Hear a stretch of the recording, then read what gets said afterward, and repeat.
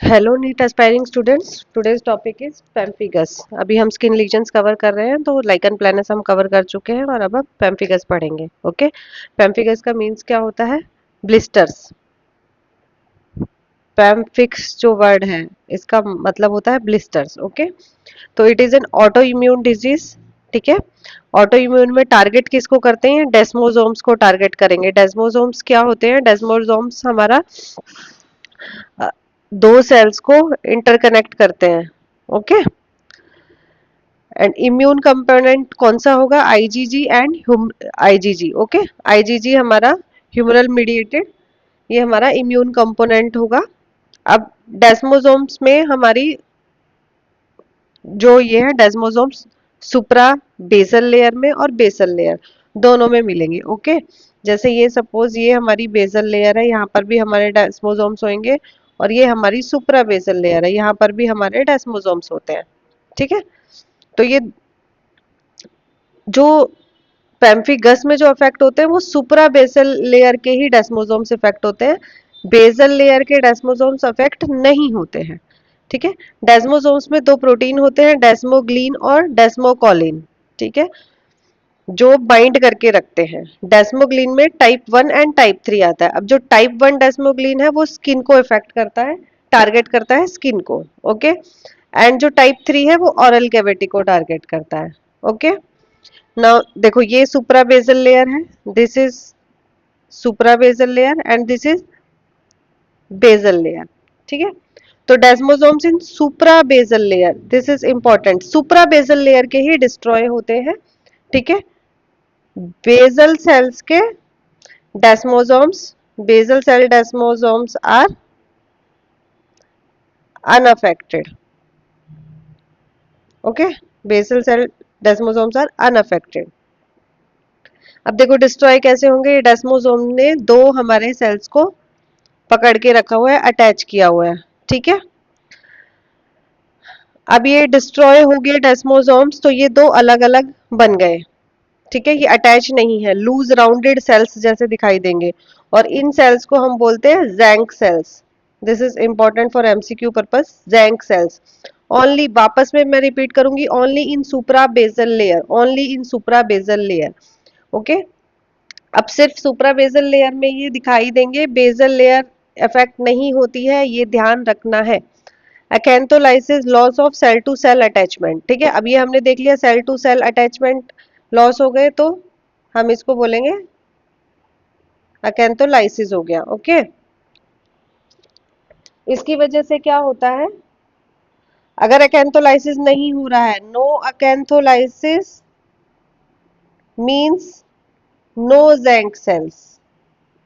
Okay, सुप्रा बेसिलार cleft बन जाएगा। अब स्पेसिस बन गई, सेल्स अलग अलग हो गए, तो एक क्लेफ्ट टाइप की फॉर्मेशन हो जाएगी, जिसे हम इंट्रा एपिडर्मल ब्लिस्टर या बुल्ले फॉर्मेशन भी बोलते हैं। This is important for MCQ purpose. Intra, वापस से रिपीट करेंगे, बेसल सेल्स आर इंटैक्ट। देखो इस तरीके से बेसल सेल्स हमारे इंटैक्ट रहेंगे। यहाँ पर भी हम देखेंगे बेसल सेल सारे इंटैक्ट हैं, तो अपीयरेंस आएगी, कैसी अपीयरेंस आएगी? Tomb stone appearance, tomb stone appearance. Okay, tomb stone appearance, this is important for question. ठीक है, यहाँ पर देखेंगे जैंक सेल्स, देखो जैंक सेल्स, ये सब लूज सेल्स हैं, ये सब, ये क्या है? Tzanck cells. एपिथेलियल लेयर और बेसल लेयर में बीच में देखो क्लेफ्ट जैसा बन गया है, supra basilar split in the epithelium, intact basal cell layer. Okay, तो ये सभी चीजें इंपॉर्टेंट है। Tzanck cell, supra basilar split and intact basal layer, जो टॉमस्टोन अपीयरेंस, टॉमस्टोन की तरह दिखाई देगी, tombstone appearance. Now coming to the types of pemphigus, इसमें चार टाइप्स हैं, पेम्फिगस वल्गैरिस, वेजिटेंस, फॉलिशियस एंड इराइथ्रोमेटोसिस। अभी हम पेम्फिगस वल्गैरिस पढ़ेंगे। 50% रिसेम्बलेंस होगी इसकी, कैसा दिखेगा ये? इरोजिव लाइकन प्लैनस जैसा, and it is very painful. ठीक है, ब्लिस्टर्स जो होंगे वो पेनफुल होंगे, मोस्ट कॉमन साइट है वो बक्कल म्यूकोजा है। ये सब क्वेश्चंस है। अपीयरेंस कैसी दिखेगी? फिश नेट अपीयरेंस, देखो ये फिश नेट की तरह दिखेगा। अगर हम डीआईएफ करते हैं, डायरेक्ट इम्यूनोफ्लोरेसेंस, तो ये नेट की तरह दिखेगा, फिश नेट अपीयरेंस। ठीक है, तो ये इंपॉर्टेंट है। Then coming to pemphigus vegetans, ये सब टाइप ही है पेम्फिगस वल्गैरिस का, but it does not occur in buccal mucosa. But buccal mucosa में ये नहीं होगा।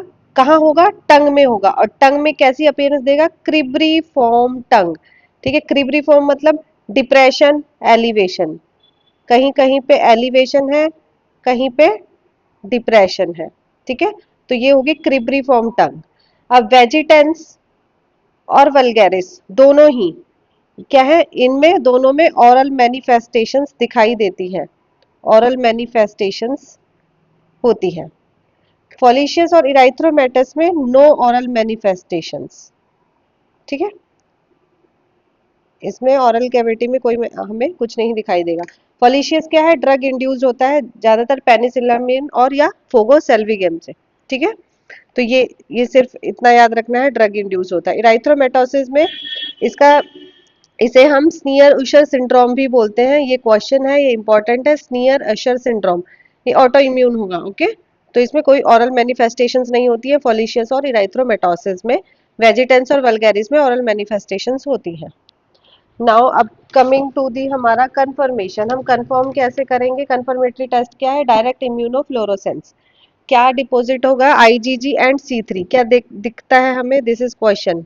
आईजीजी एंटीबॉडी एंड सी3 कहाँ डिपॉजिट मिलेंगे? इंटर सेल्यूलर एरिया में। ओके, इंटर सेल्यूलर एरिया में। और कैसा दिखेगा? चिकन वायर या फिश नेट अपीयरेंस, वो हमने ऊपर अभी देखा है, दिस इज चिकन वायर और फिश नेट अपीयरेंस, ऐसा दिखाई देगा हमें। ओके, ट्रीटमेंट क्या है? ये इंपॉर्टेंट है, ये याद रखना है। इसमें 4 रेजिमेन है ट्रीटमेंट के। फर्स्ट लाइन तो हमारा ऑटो इम्यून है, इसलिए हमारा स्टीरॉइड्स हो गया। रेजिमेन 1 में सिस्टमिक स्टीरॉइड देंगे, प्रेडनिसोलोन। ठीक है, प्रेडनिसोलोन। अगर रिस्पॉन्ड नहीं कर रहा है तो प्रेडनी को कंबाइन करेंगे साइक्लोफॉस्फेमाइड या एजीथियोप्रिन, एजाथियोप्रिन के साथ कंबाइन करेंगे। ओके, अब थर्ड रेजिमेन है, ये बहुत इंपॉर्टेंट है, इसमें से एमसीक्यूज आते हैं। Pulse therapy. ठीक है, पल्स थेरेपी में सुप्रा फार्मेकोलॉजिक डोजेज और कॉम्बिनेशन ऑफ ड्रग जो होती है, बहुत सारी ड्रग्स को जब हम कंबाइन कर देते हैं, that is pulse therapy. DCP and DAP, dexamethasone, cyclophosphamide and prednisolone, जब तीनों कंबाइन कर देंगे, ये जनरली हम देंगे ओल्ड पेशेंट्स में। डेक्सामिथाजोन, एजिथियोप्रिन एंड प्रेडनिसोलोन ये हम देंगे यंग पेशेंट्स में। तो डीसीपी और डीएपी से याद रखेंगे। डीसीपी हम ओल्ड में देंगे, क्यों? क्योंकि ये सब हमारी क्या करा देती है? इनफर्टिलिटी करा देगी, इनफर्टिलिटी कराती है, साइक्लोफॉस्फामाइड इनफर्टिलिटी कराती है, तो ओल्ड पेशेंट्स में हम इसको दे सकते हैं। यंग पेशेंट्स में हम इसको नहीं देंगे साइक्लोफॉस्फामाइड को, बिकॉज ऑफ इनफर्टिलिटी। अब रेजिमेन 4 क्या है? अगर इसको भी रिस्पॉन्ड नहीं कर रहा है तो फिर हम एंटी कैंसर ड्रग मेथोट्रेक्सेट देंगे। ठीक है, रिटक्सीमैब। अब ये क्या करता है? एंटी CD20 है ये, तो ये क्या करेगा? डिक्रीज करता है बीटा लिम्फोसाइट्स को, बीटा लिम्फोसाइट्स को डिक्रीज करेगा, जो क्या करेगा?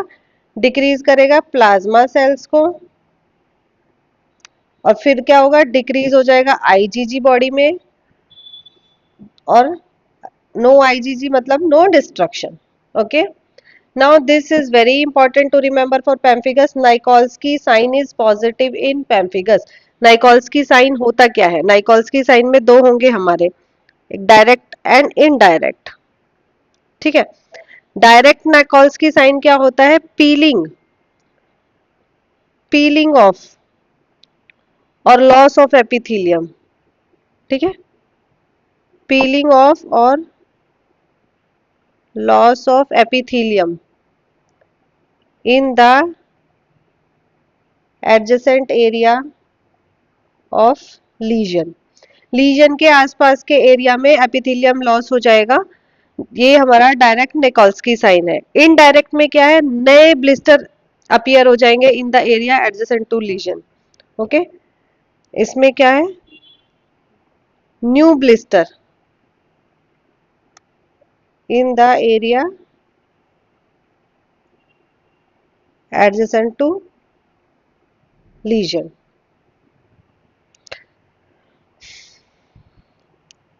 अब जो ये एक और बहुत इंपॉर्टेंट चीज है जो याद रखने, most common cause of death in pemphigus, it is staphylococcus septicaemia.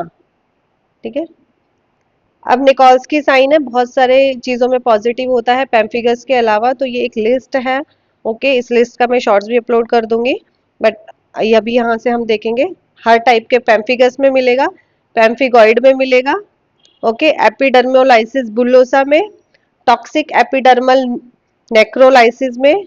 Toxic epidermal necrolysis क्या है? It is a type of erythema multiforme में। ठीक है, पोरफायरा में, and staphylococcus scalded skin syndrome में। पॉइंट टू बी नोटेड क्या है? पैम्फिगॉइड में सब में मिलेगा, सिर्फ बुल्लस पैम्फिगॉइड को छोड़ के। ओके, तो Nikolsky sign is negative in bullous pemphigoid, बाकी सारे पैम्फिगॉइड में ये पॉजिटिव होगा। नेक्स्ट टॉपिक जो हम पढ़ेंगे वो पढ़ेंगे पैम्फिगॉइड।